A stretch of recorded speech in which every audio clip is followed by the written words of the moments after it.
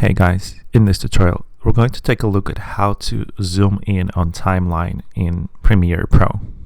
Here I have my video and I'm going to zoom into the center of this video here.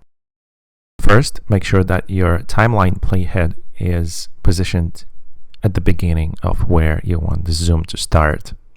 By clicking on this button here on Timeline Play Controls, I positioned my playhead all the way at the beginning, so this is where the first keyframe is going to be automatically inserted. Now make sure your clip is selected and press Shift 5.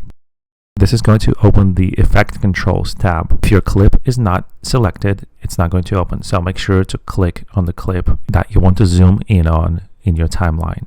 Now over here next to Scale, go ahead and click on the stopwatch.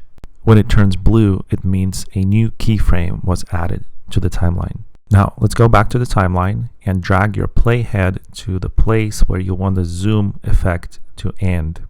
I used 10 seconds here, but the farther it is on the timeline, the slower your zoom will be. Now I'm going to go back here and change the scale again. Remember, this time we're creating a second keyframe. The zoom animation is going to interpolate between the first point and this second keyframe.